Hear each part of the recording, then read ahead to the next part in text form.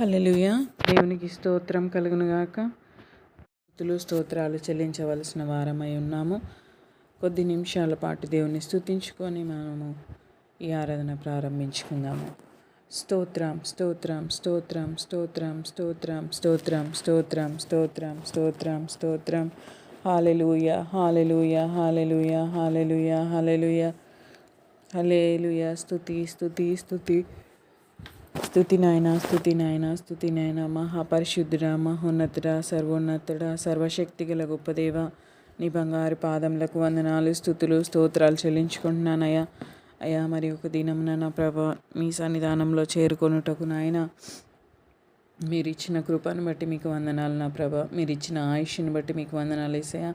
మీరు ఇచ్చిన సమయాన్ని బట్టి మీకు వందనాలు వేసాయా. ఎంతో విలువైన మీ ప్రేమను మాకు కనపరుస్తూ నా ప్రభా మీ కృప ద్వారాగా తండ్రి నాయన మాకు మంచి ఆరోగ్యాలను ఇస్తూ మంచి ఆయుష్నిస్తూ ప్రభా అయ్యా ఇంకను మాకు సమయమును పొడిగిస్తున్న దేవా మీకు వందనాలు స్తోత్రాలు. మమ్మల్ని మేము సరి చేసుకుంటూ నా ప్రభా అయ్యా మా మీ విశ్వాసాన్ని మేము కాపాడుకుంటూ నాయన మీరు అక్కడ వరకు తండ్రి నాయన అయ్యా నిరీక్షణతో తండ్రి నాయన వేచి ఉండే కృపను మాకు దయచేయమని ఈ కొద్దిపాటి ప్రార్థన విజ్ఞాపనని మీ పాదసన్నిధికి దీపం వల్ల చేర్చుకొని ఈ ప్రార్థన అంతట్లో మీరే మాతో ఉండి మీ ఆత్మ ద్వారాగా నడిపించమని యేసు నామములో వేడుకొని పొందింటున్నాం పరమ తండ్రి. Amen amen. ఒక పాట పాడుకుంటూ దేవుని నామాన్ని మహిమపరచుదాము. దేవునికి స్తోత్రం. హల్లెలూయా.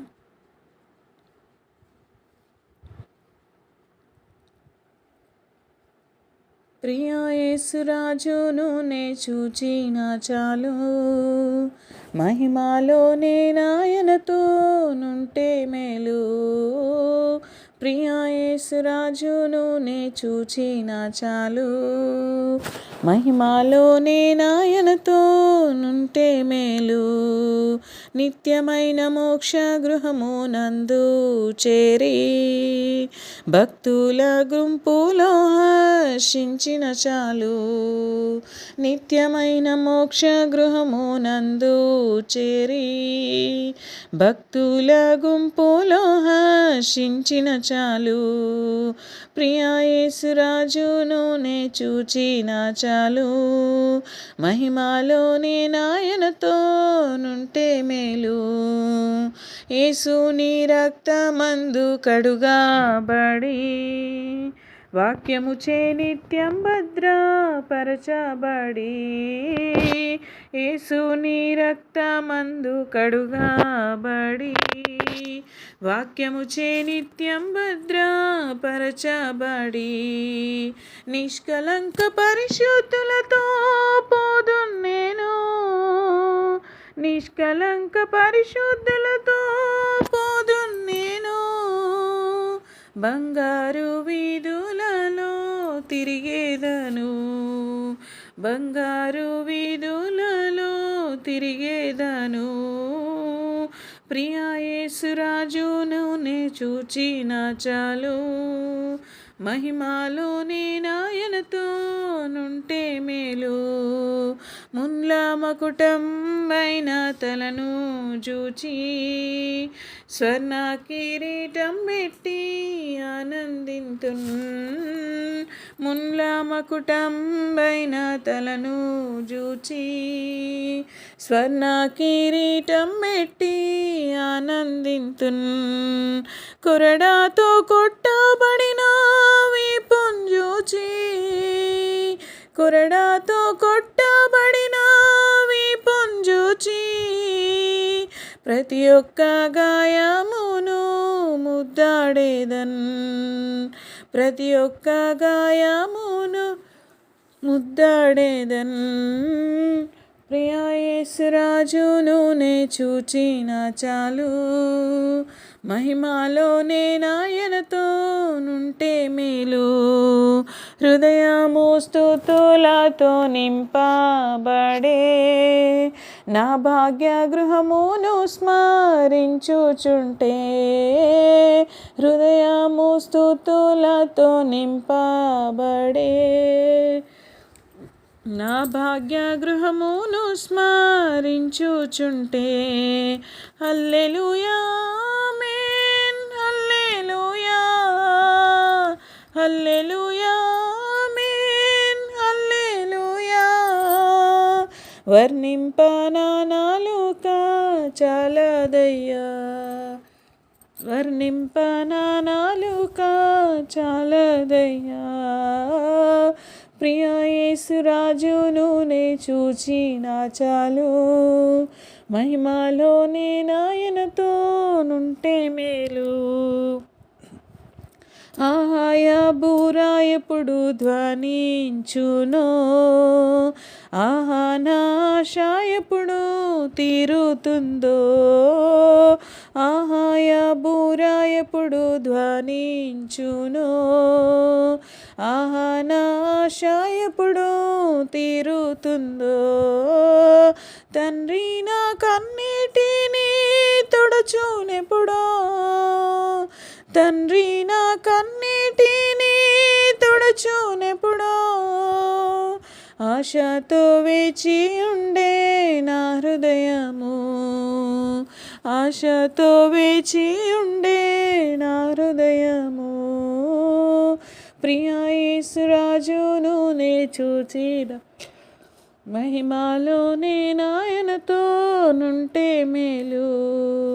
ప్రియ యేసురాజును నే చూచిన చాలు, మహిమలోనే నాయనతో నుంటే మేలు. హల్లెలూయా. దేవునికి స్తోత్రం కలుగునుగాక.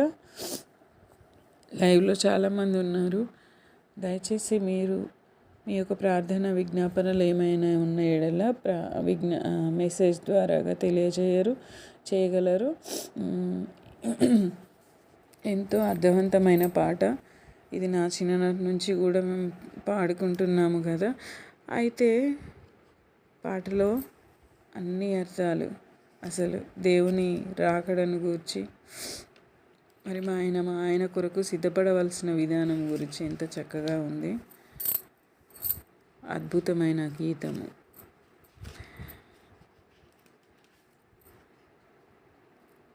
మరి ఒక పాట పాడుకొని వాక్యదానంలోకి వెళ్దాము.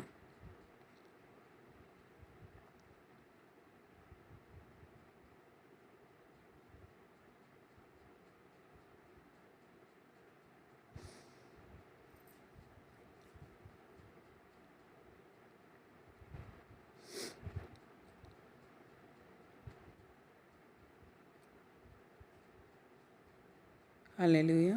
దేవునికి స్తోత్రం.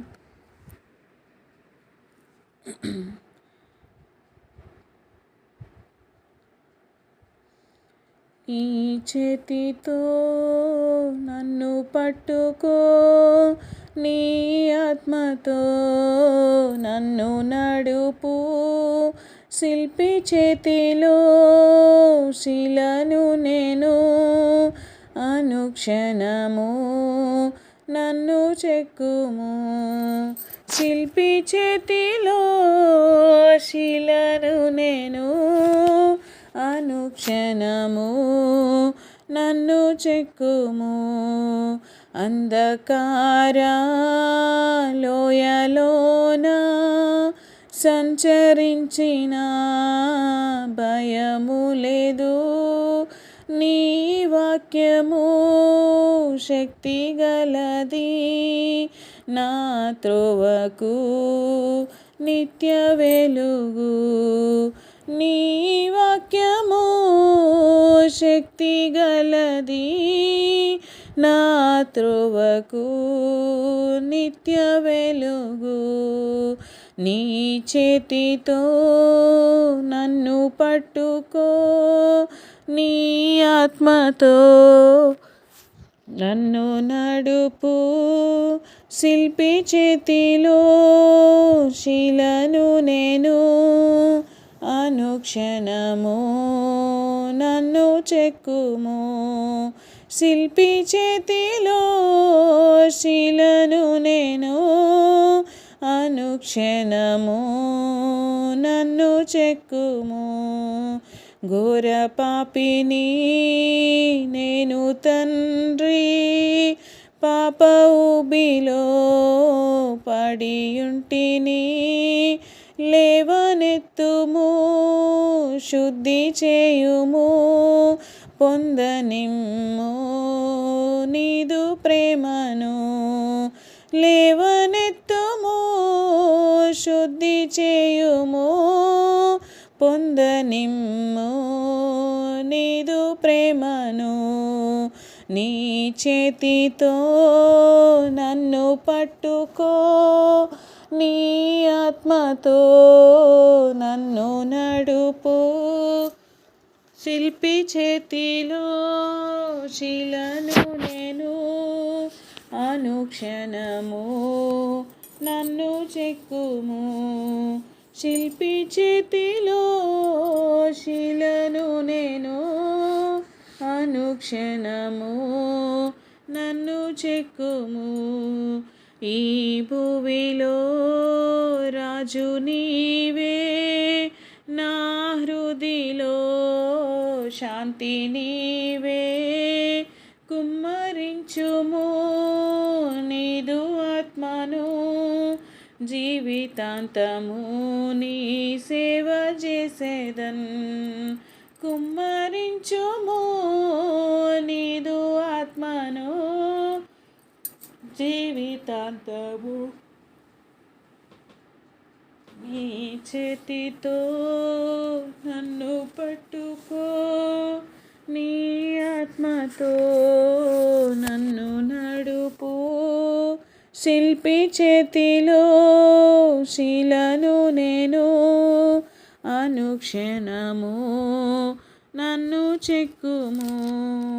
శిల్పి చేతిలో శిలను నేను, అనుక్షణము నన్ను చెక్కుము. హల్లెలూయా. దేవునికి స్తోత్రం.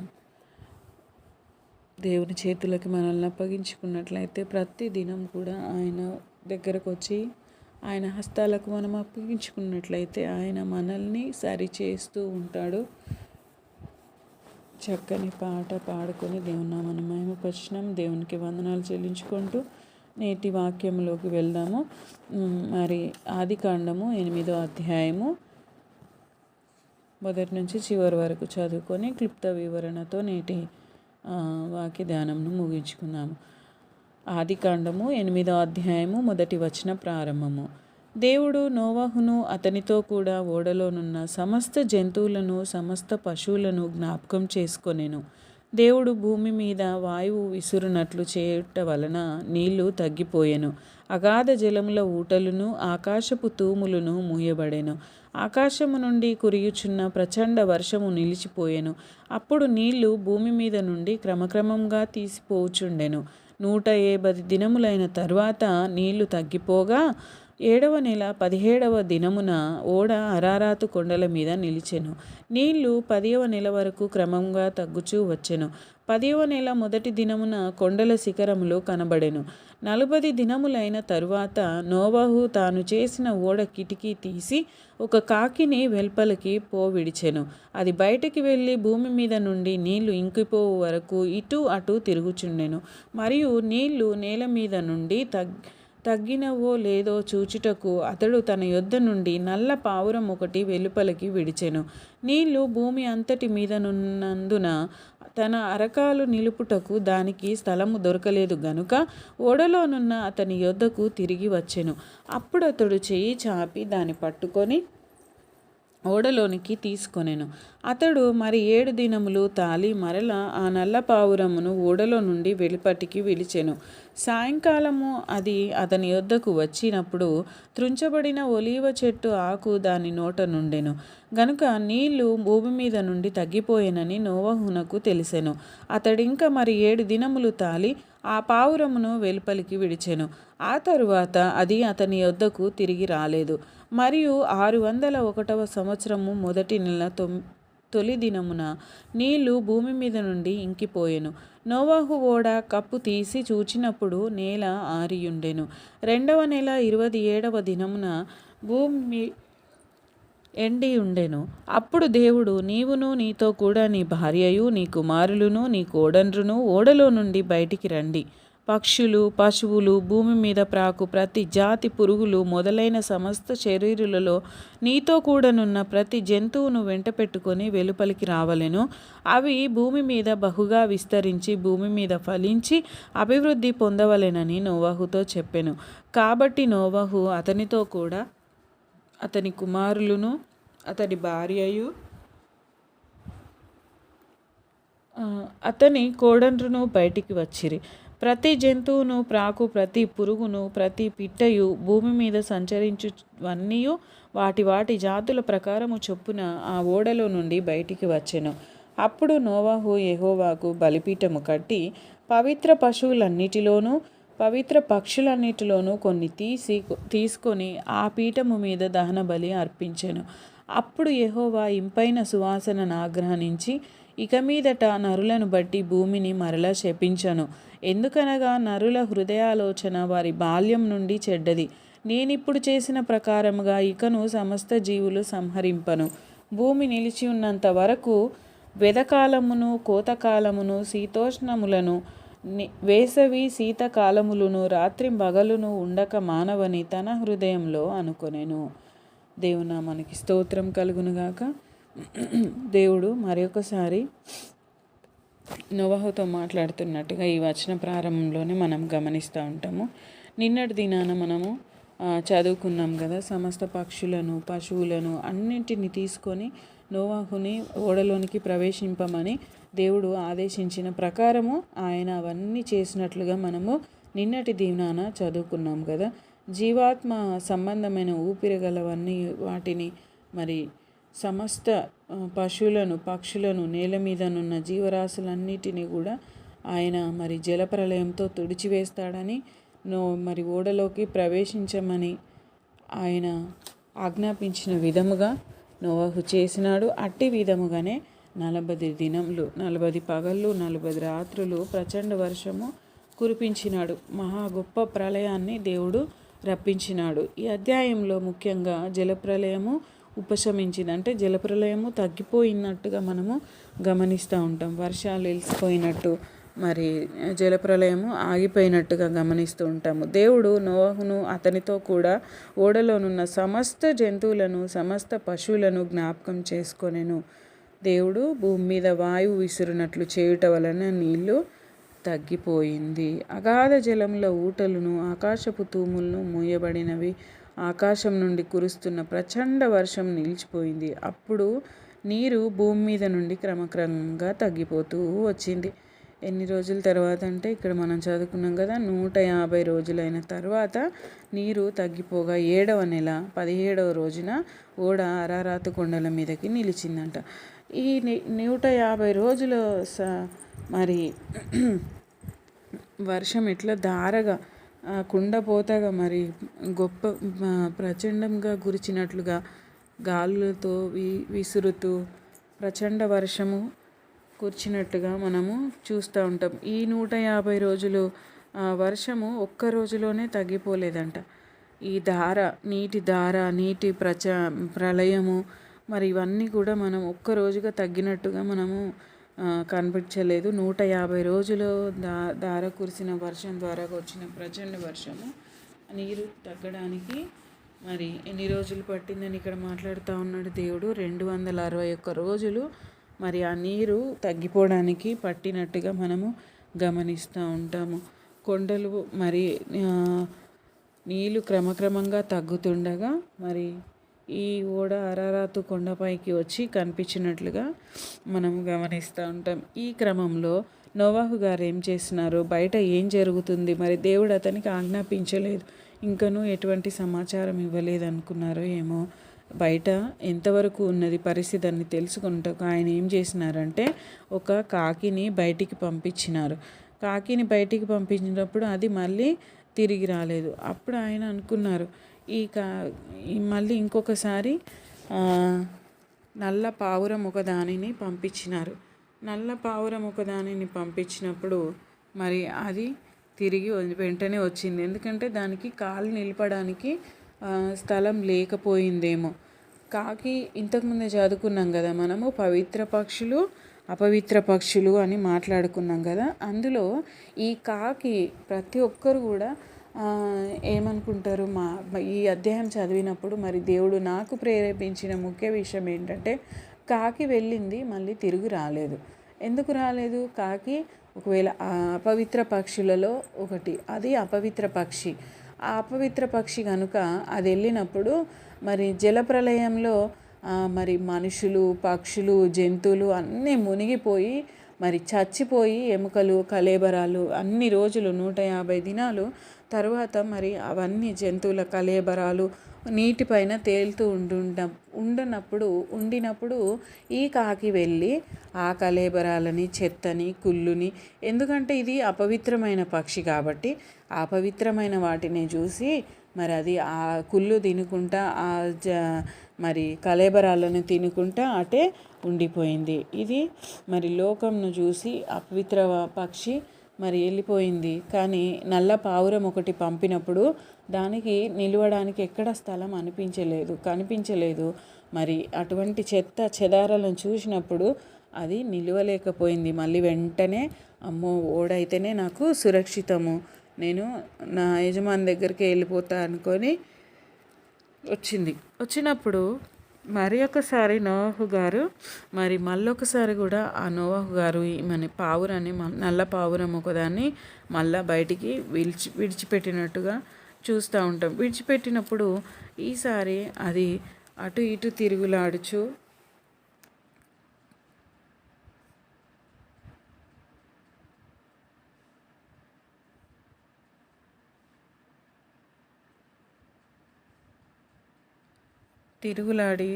అది ఒక త్రుంచబడిన ఒలీవ చెట్టు ఆకు దాని నోట తీసుకొని వచ్చింది. అప్పుడు అతను అనుకున్నాడు, ఓహో, ఈ భూమి మీద నీళ్ళన్నీ ఎండిపోయినాయి, చెట్లు పైకి లేచినాయి, అంటే నేల ఆరిపోతున్నది అనేది విషయాన్ని కనుక్కున్నారు. నోవాహు గారు గొప్ప మేధావి.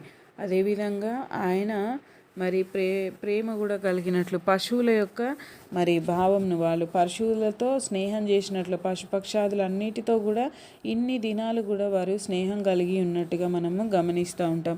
ఆయన యొక్క ఉద్దేశాన్ని ఈ పావురము కనుక్కున్నది. ఎందుకంటే అది పవిత్రమైన జీవి కనుక, పరిశుద్ధత కలిగిన జీవి కనుక తాను వెళ్ళినది మరి మంచి ఒక ఒలీవ మొక్క ఆకును తుంచుకొని నోట గరుచుకొని తీసుకొని వచ్చి నోవాహు గారు అందించినట్లుగా మనము గమనిస్తూ ఉంటాం. ఈ ఉదయాన ఇక్కడ పవిత్రమైనది, అపవిత్రమైనది, కాకికి నా పావురానికి మధ్యలో మనము మన జీవితాలను ఒకసారి పరీక్ష చేసుకోవాలి. ఎందుకనంటే ప్రియులారా, కాకి పాత జీవితానికి గుర్తుగా ఉంటుంది. మరి పావురము నూతన జీవితానికి పవిత్రమైనది, అపవిత్రమైనది కనుక ఈ అపవిత్రమైన జీవితాన్ని మనము విడిచిపెట్టినప్పుడే దేవునిలో మనము ముందుకెళ్తాం, దేవునిలో మనము స్థిరపరచబడతాము, పవిత్రమైన జీవితము కలిగి ఉంటాం. కొందరు అంటారు, ఒక లోకంలోనే జీవిస్తూ ఉంటారు, లోకానుసారమైన క్రియలన్నిటినీ పాటిస్తూ ఉంటారు, నా హృదయం ఒక్కటి దేవుడు చూస్తాడు అని అంటారు. కానీ అది కాదు ప్రియులారా, దేవుడు హృదయాన్ని చూస్తాడు, కానీ మన క్రియల వల్ల దేవునికి మహిమ రావాలి. మనము చేసే ప్రతి పని వల్ల, మనము నడుపుతున్న ప్రతి జీవన విధానం వల్ల మన చుట్టూ ఉన్న అన్యులకు మనము మాదిరికరంగా ఉండాలి.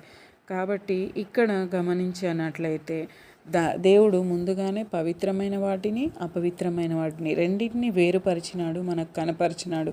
కాబట్టి మనం కూడా పవిత్రమైనది ఏంటిదో, అపవిత్రమైనది ఏంటిదో తెలుసుకోవాలి. ఈ ఒలీవ మొక్కను రెండోసారి తెచ్చిన కబురు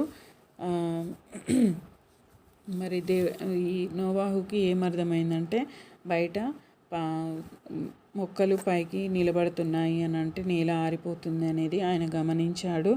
మరి కాకి అపవిత్ర పక్షి, పావురం పవిత్ర పక్షి. విశ్వాసులో 2 స్వభావాలు ఉంటాయి, పాత స్వభావము, క్రొత్త స్వభావము. 2 కొరింథీ పత్రిక 5:17 చదువుకుంటాం కదా.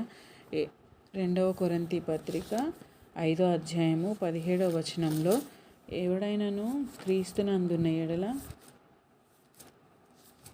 వాడు నూతన సృష్టి, ఇదిగో పాతవి గతించెను, కాగా ఎవడైనను క్రీస్తునందున్న ఎడల వాడు నూతన సృష్టి, పాతవి గతించెను, ఇదిగో క్రొత్తవాయెను. పాతదాన్ని మనం ఎప్పుడు పాత స్వభావాన్ని విడిచిపెట్టి క్రొత్త జీవితం, క్రీస్తులో కొత్త జీవితం, మారు మనసునందిన జీవితాన్ని మనము జీవించినప్పుడు అప్పుడు మనము దేవునికి ఇష్టలముగా ఉంటాము. అదేవిధంగా దేవుడు మరి యోహాను సువార్త 3వ అధ్యాయము 6వ వచనంలో కూడా ఒక చక్కనైన మాట చెప్తాడు. మనం ఒకసారి జ్ఞాపకం చేసుకుందాం చదువుకొని. యోహాను సువార్త 3వ అధ్యాయము 6వ వచనము చదువుతాను, వినండి ప్రియులారా. శరీర మూలంగా జన్మించినది శరీరమును, ఆత్మ మూలంగా జన్మించినది ఆత్మయునై ఉన్నది. దేవునికి స్తోత్రం. మీరు క్రొత్తగా జన్మింపవలెనని నేను మీతో చెప్పినందుకు ఆశ్చర్యపడవద్దు. ఇక్కడ మీరు కొత్తగా జన్మించమని చెప్పినందుకు ఆశ్చర్యపడవద్దు అని యోహాను భక్తుని ద్వారాగా దేవుడు మనకు తెలియజేస్తున్న మాట ఇది. ఏంటంటే శరీరం మూలంగా జన్మించినది శరీరమును, ఆత్మ మూలంగా జన్మించినది ఆత్మను అయ్యున్నది. మనము తల్లి గర్భమున జన్మ ఒకటైతే మరి క్రీస్తులో ఆత్మగా మరి మన జీవితాల్లో మరి నూతనగా బాప్తిస్మం పొందిన తర్వాత ఒక పవిత్రమైన జీవితం జీవించడానికి దేవుడు ముందుగానే హెచ్చరిస్తూ ఉన్నాడు. మీరు క్రొత్తగా జన్మింపాలని నేను మీతో చెప్పినందుకు మీరు ఏమాత్రం కూడా ఆశ్చర్యపడవద్దు. ఎందుకంటే ముందుగానే దేవునికి తెలుసు. ఇక్కడ ప్రజల్ని తుడిచిపెట్టడానికి కూడా కారణం ఏంటి? ఒకటే కదా, జనులంతా అపవిత్రతలో ఉన్నారు, అపవిత్ర జీవితాన్ని జీవిస్తున్నారు. అదంతా దేవుడికి కూడా ఎంతో ఆయాసకరంగా అనిపించింది, దేవుడికి ఎంతో అయిష్టంగా అనిపించింది. ఎంతో సంతాపము నొంది దేవుడు మనుషులను మరి ఈ జలప్రలయం ద్వారాగా తుడిచిపెట్టి వేసినాడు. మరి ఆయన యందు మనము మరి నూతన స్వభావం కలిగిన వారమై జీవించాలని ఒక పావురము ఒక పరిశుద్ధతకు గుర్తు. మత్తయి సువార్త 7వ అధ్యాయంలో కూడా మాట్లాడతాడు కదా, పాము వలె వివేకమును కలిగి పావురము వలె నిష్కపటులనై ఉండుడి అని దేవుడు హెచ్చరిస్తూ ఉంటాడు, మాట్లాడుతూ ఉంటారు. రోమపత్రిక 7వ అధ్యాయము 18వ వచనము ఒక్కసారి గమనించినట్లయితే అక్కడ కూడా దేవుడు ఒక మంచి మాట మనకు జ్ఞాపకం చేస్తూ ఉన్నాడు. రోమపత్రిక 7వ అధ్యాయము 18వ వచనము, నా యందు అనగా నా శరీరమందు మంచిదేదియు నివసింపదని నేను ఎరుగుదును. మేలైనది చేయవలెనను కోరిక నాకు కలుగుచున్నది కానీ దానిని చేయుట నాకు కలుగుటలేదు. దేవుడికి ఎప్పటికప్పుడు నేను చేయగోరు మేలు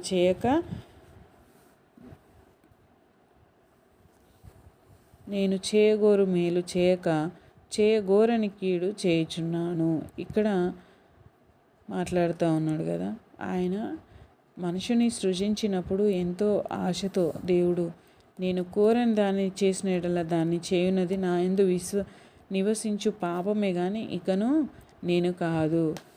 అపోస్తలుడైన పౌలు గారు మాట్లాడుతూ ఉంటారు కదా, కాబట్టి మేలు చేయగోరు నాకు కీడు చేయుట కలుగుచున్నదని ఒక నియమమును నాకు కనబడుచున్నది. నేను కోరని దానిని చేసిన ఎడల దాన్ని చేయునది నా యందు నివసించు పాపమే కానీ ఇకను నేను కాదు. మనలో ఉన్నటువంటి పరిశుద్ధ జీవితమును బట్టి ఇక్కడ పౌలు గారు మాట్లాడుతూ ఉన్నారు. మనం చేయవలసినదే చేయాలి కానీ చేయకూడనిది ఎంత మాత్రంను చేయవద్దని ఈయన మాట్లాడుతూ ఉన్నారు. మరి ఇట్టి విషయాన్ని మనం గమనించాలి. పౌలు మాటలు మనం ప్రతిదినం కూడా జ్ఞాపకం ఉంచుకోవాల్సినవి ఎన్నో గొప్ప మర్మాలు కలిగినటువంటి మాటలు. వాటన్నిటిని మనం గమనించుకోవాలి. ఈ దినాన విశ్వాసులు కూడా పాత క్రొత్త స్వభావాల మధ్య ఊగిసలాడుతూ ఉంటారు. దేవుని ఆత్మ ఒకటి ప్రేరేపిస్తుంది కానీ లోకాన్ని చూసి మరి ఒక పని చేస్తూ ఉంటారు. కాకికి కుళ్ళిన ఆహారం విందుగా కనిపించింది. మనలో ఉన్నటువంటి పాత స్వభావము కాకి లాంటిది, దాన్ని మనం విడిచిపెట్టాలి. మరి పావురానికి అది ఎంతో అసహ్యకరంగా అనిపించింది. మరి అది మనకి నూతన స్వభావముకి సాదృశ్యంగా మనము గమనించుకొని మన జీవితాలను ఎంతో నూతనంగా మనము నిర్మించుకోవాలి. దేవునిలో ప్రతిదినం మనలో ఉన్నటువంటి పాత విధమైనటువంటి ప్రతిదీ విడిచిపెట్టి నూతనంగా మన జీవితంలో ముందుకు వెళ్ళాలి. పక్షులు, పశువులు, భూమి మీద పాకు ప్రతి జాతి పురుగులు మొదలైన సమస్త శరీరులలో నీతో కూడా ఉన్న ప్రతి జంతువును వెంట పెట్టుకొని వెలుపలికి రావలెను. దేవుడు నోవాహుకి ఆజ్ఞాపించుచున్నాడు. మరి దేవుడు భూమి మీద నీరు మొత్తం ఆరిపోయిండుట చూచి అప్పుడు వీళ్ళకి సమయం వచ్చిందని ఎరిగి మరి వారిని బయటికి రావాలనని వారికి ఆజ్ఞాపించినప్పుడు కాబట్టి మరి నోవహు కూడా అతనితో కూడా తన కుమారులు, కోడళ్ళు, భార్య వీళ్ళందరూ కూడా అతనితో ఉన్న పశుపక్షాదులన్నీ జంతువులను కూడా వెంట పెట్టుకొని ఆయన బయటికి వచ్చినట్లు మనము గమనిస్తూ ఉంటాం. ఇక్కడ మరి ఒకసారి దేవుడు జ్ఞాపకం చేస్తూ ఉన్నాడు. పవిత్ర పక్షులన్నిటిలోనూ కొన్ని తీసుకొని మరి ఆ పీఠం మీద దహన బలి అర్పించాను. 20వ వచనం చూసుకున్నట్లయితే మొట్టమొదటిగా నోవహు బయటికి రాగానే ఏం చేసిందంటే మరి దేవుడు అతనిని నీతిపరుడుగా ఎంచిండు. మరి దేవుడు అతన్ని ఇష్టడుగా సాక్ష్యం ఇచ్చిండు. మరి అలాంటప్పుడు ఆయన నోవహు గారు ఇంత గొప్ప ప్రళయం నుంచి తప్పించినందుకు దేవుడు చేసిన మేలుని బట్టి, దేవుడు చూపిన కృపను బట్టి, దేవుడిచ్చిన ఆయుష్ను బట్టి ఆయన ఏం చేస్తున్నాడంటే వెంటనే బయటికి రాగానే యెహోవాకు ఒక బలిపీఠం కట్టి మరి పవిత్ర పశువులన్నిట్లో కొన్నిటిని తీసుకొని ఆ బలిపీఠం మీద దహన బలి అర్పించినట్లుగా మనం జ్ఞాపకం చేసుకుంటూ ఉంటాం. ఇక్కడ చదవబడిన వాక్యంలో మరి అప్పుడు యెహోవా ఇంపైన సువాసనను ఆగ్రహించి ఇక మీదట నరులను బట్టి భూమిని మరలా శపించెను. ఎందుకనగా నరుల హృదయాలోచన వారి బాల్యం నుండే చెడ్డది. నేనిప్పుడు చేసిన ప్రకారంగా ఇకను సమస్త జీవులను సంహరింపను. అధ్యాయం చివరిలో మాట్లాడుతూ ఉంటాడు.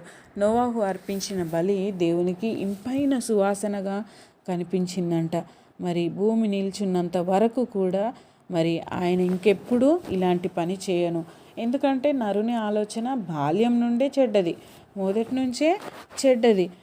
అలాంటప్పుడు దేవుడు ఇటువంటి కార్యమును మరి ఒకసారి నేను చేయను అని ఆయన నిర్ణయించుకున్నట్లుగా దేవుడు మరి మాట్లాడుతున్నట్టుగా మనం గ్రహించాలి. భూమి నిల్చున్నంత వరకు కూడా వెదకాలమును, కోతకాలమును, శీతోష్ణములను, వేసవి శీతకాలములను, రాత్రింబగలును ఉండక మానవని తన హృదయంలో అనుకొనెను. 3 కాలాలను దేవుడు నిర్ణయించినట్లుగా ఇక్కడ మనము గమనిస్తూ ఉంటాము. కోతకాలము, శీతోష్ణములను, వేసవి శీతకాలములను మరి ఉన్నట్టుగా మరి దేవుడు నిర్ణయించినట్లుగా కాలములను నిర్ణయించి రాత్రింబగళ్ళు ఎప్పటికీ ఉంటాయి. రాత్రి పగలు అనేది కంపల్సరీ ఖచ్చితంగా ఉంటుంది. అవి ఉండక మానవని తప్పక అవి ఉంటాయని మరి దేవుడు ఆయన హృదయంలో అనుకున్నాడట. ఇదంతా చూసి మరి నోవహు బలిపీఠము కట్టి మరి అక్కడ ఒక దహన బలి అర్పించినప్పుడు అది దేవునికి ఎంతో ఇష్టంగా సువాసనగా అనిపించి ఆయన మరి ఈ నిర్ణయం తీసుకున్నట్లుగా మనము గమనిస్తూ ఉంటాము. మరి మనము కూడా మన జీవితాల్లో ఒక బలిపీఠమును కట్టుకోవాలి. మరి దేవుడు రక్తము కార్చి సిలువలో మరి ఆయన గొర్రెపిల్ల వలె ఆయనే వధింపబడిన తరువాత మరి దేవుడు ఎంత మాత్రం కూడా నీ నుంచి కోళ్ళను, బలులను, మరి మేకలను, పొట్టేళ్లను, కోడేళ్లను కోరుకోవట్లేదు. కానీ ఆయన అడుగుతున్న బలి ఒక్కటే. అదేంటంటే విరిగి నలిగిన నీ హృదయమును దేవునికి ఇవ్వడం ద్వారాగా, ఆయనకి బలి అర్పించుట ద్వారాగా, నీ హృదయాన్ని దేవుని పాదాల చెంత కుమ్మరించుట ద్వారాగా, నీ పాత జీవితాన్ని విడిచిపెట్టి నూతన స్వభావము ద్వారా జీవించుట ద్వారాగా దేవుడు ఎంతగానో సంతోషిస్తాడు. మన జీవితాలను బట్టి దేవుడు సంతోషిస్తాడు. మన మీదికి రావాల్సిన ఉగ్రతను తప్పించుకొనుటకు మనం ఒక బలిపీఠము కట్టి నిత్యము ఆయన పాద సన్నిధిలో మనము దహన బలులు అర్పించాలి. మన హృదయాన్ని ఆయన పాదాల చెంత కుమ్మరిస్తూ మరి మనము బలి అర్పించినట్లయితే నేటి దినాల్లో మనము ఆయనకి ఇంపైన వారముగా ఉంటే, ఇంత భయంకరమైన దినాల్లో ఉన్న మనము ఆయన ఉగ్రత నుంచి తప్పించుకొనుటకు ఆస్కారం ఉంటుందని ఈ 2 వచనాలు 21 మరి 22 వచనాలు 20 నుంచి కూడా మనం గమనించినట్లయితే నోవహు చేసినటువంటి అటువంటి గొప్ప కార్యమును మనం కూడా చేయుట ద్వారాగా దేవునికి ఇష్టమైన వారముగా, ఆయనకి ఇంపైన సువాసన కలిగినటువంటి జీవితాలను మనము జీవించి బలిపీఠాలను కట్టుకొని ఆయనకి నిత్యము బలులు అర్పించిన ఎడల అంటే ప్రార్థన బలులు అర్పించిన ఎడల, ప్రార్థన విజ్ఞాపనలు ఆయన పాదాల చెంత కుమ్మరించిన ఎడల, అప్పుడు ఆయన మన పట్ల కరుణ కలిగి, కృప కలిగి, మరి మనకు రావాల్సిన ప్రతి ఆటంకం నుంచి, ప్రతి శోధన నుంచి, ప్రతి విధమైనటువంటి మరి కార్యం నుంచి, దుష్టుని కార్యము నుంచి దేవుడు మనల్ని తప్పించి మన పట్ల ఆయన ఒక మంచి ఉద్దేశమును కలిగి మనకు దీవెనాశీర్వాదాలు కుమ్మరిస్తాడు.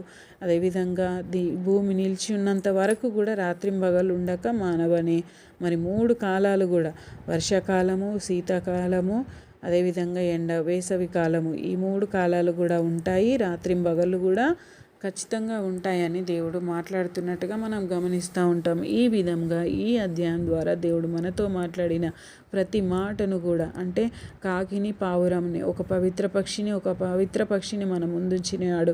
ఎటువంటి జీవితాన్ని మనం కలిగి ఉంటే మనం నూతన స్వభావం కలిగిన వారిమై ఉంటాం అనేది మనల్ని మనం గ్రహించుకుందాం.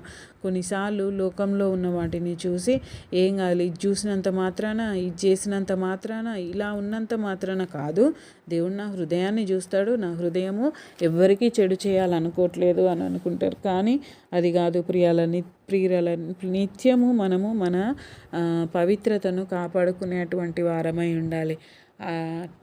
అట్టి కృప దేవుడు మనందరికీ దయచేయనుగాక. మరి ముఖ్యంగా మనం అర్పించు ప్రతి ప్రార్థన విజ్ఞాపనను కూడా దేవుడు ఇంపైన సువాసనగా స్వీకరించి మనకు రావాల్సిన దీవెనాశీర్వాదాలు కుమ్మరించునుగాక. ఈ దినమంతట్లో దేవుని కృప మనందరికీ ఈ వాక్యం ద్వారాగా మరి ఈ వాక్యంను నెమరువేసుకుంటూ ఆయనకి ఇష్టమైన బిడ్డలముగా మనము జీవించుదముగాక. అందరము తలలు వంచి విత్తబడిన వాక్యమును బట్టి ప్రార్థన చేసుకుందాం.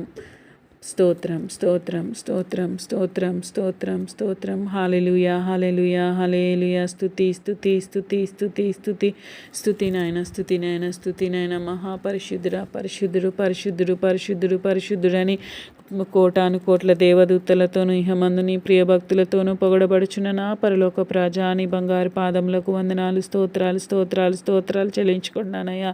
అయ్యా, మీరిచ్చిన ఆయుష్కై మీకు స్తోత్రం చెల్లించుకుంటున్నాం నాయన. మీరిచ్చిన చూపుతున్న కృపకై మీకు స్తోత్రమయ్యా, స్తోత్రమయ్యా. ఆశ్చర్యకరుడా నీకు స్తోత్రము, ఆలోచనకర్త నీకు స్తోత్రం, ధవలవర్ణుడా నీకు స్తోత్రం, రత్నవర్ణుడా నీకు స్తోత్రం, మహిమా స్వరూపుడా నీకు స్తోత్రం, మహిమైశ్వర్యము కలిగిన వాడా నీకు స్తోత్రం, స్తోత్రం. నిత్యము సమస్త జీవులను ఏలుచున్నవాడా నీకు స్తోత్రం, స్తోత్రం. నిత్యము మమ్మను దృష్టించుచున్న దేవా నీకు స్తోత్రం, స్తోత్రం, స్తోత్రం. నిత్యము మీ కాబ్దల్లో మమ్మల్ని భద్రపరచుచున్న దేవా నీకు స్తోత్రం, స్తోత్రం. పగలు రాత్రిని సృష్టించిన దేవా నీకు స్తోత్రం, స్తోత్రం. 3 కాలాలను సృష్టించిన దేవా నీకు స్తోత్రం. పక్షులను, పశుపక్షాదులను, జీవులన్నింటినీ వాటన్నిటిపైన ఇక శపించను అని నిర్ణయం తీసుకున్న దేవా నీకు స్తోత్రం, స్తోత్రం, స్తోత్రం.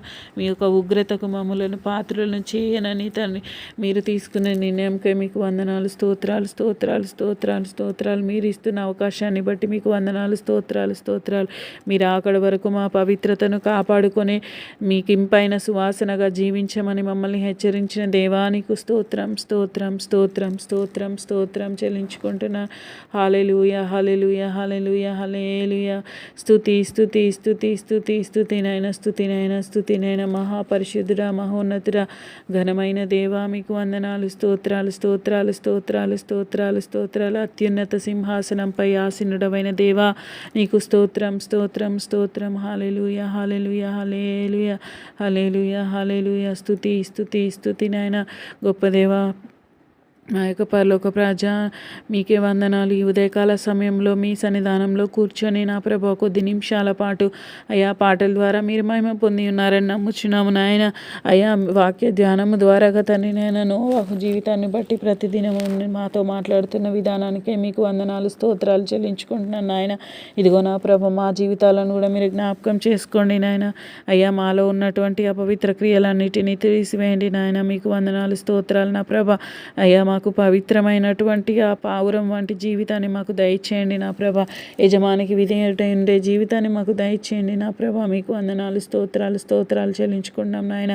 ఇదిగో నా ప్రభ, మా యొక్క రక్త సంబంధికులను, ఇరుగు పొరుగు వారిని మీరు జ్ఞాపకం చేసుకోండి నా ప్రభ. ఇంకను తండ్రి నాయన నిన్నెరగని బిడ్డలు ఉంటే నా ప్రభ, వారందరికీ రక్షణ మారు మనసు దయచేసి నా ప్రభ, వారి పాత రోత జీవితాలను తుడిచివేసి నా ప్రభ, నూతన జీవితాలను అనుగ్రహించమని ప్రార్థిస్తున్నాను అయ్యా. మీకు వందనాలు, స్తోత్రాలు చెల్లించుకుంటున్నాను నా ప్రభ.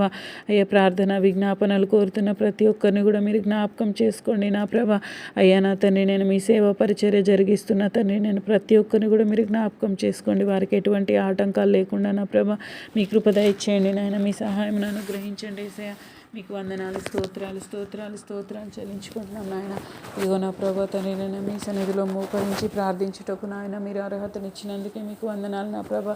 ఎన్నో భయంకరమైన వికృత చర్యలు జరుగుతున్నాయి. ఆ బస్సు కాలిపోయి తండ్రి నేను ఎన్నో కుటుంబాలు నా ప్రభా వేదనలో మునిగిపోయి ఉన్నాయి. వారందరికీ కూడా మీరు ఆదరణ దయచేయండి నా ప్రభా. నిత్యము తండ్రి నేను ఎన్నో భయంకరమైన కార్యాలను చూస్తున్నాం నా ప్రభా.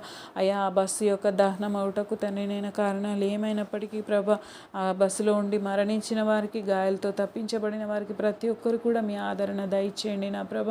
అయ్యా, మీకు వందనాలు, స్తోత్రాలు చెల్లించుకుంటున్నాం తండ్రి. నేను ఇక మీదట నిన్నటికి కూడా అటువంటి కార్యము జరగకుండా మీరు కాపుదల దయచేయండి యేసయ్యా. మీకు వందనాలు, స్తోత్రాలు చెల్లించుకుంటున్నాం నాయన.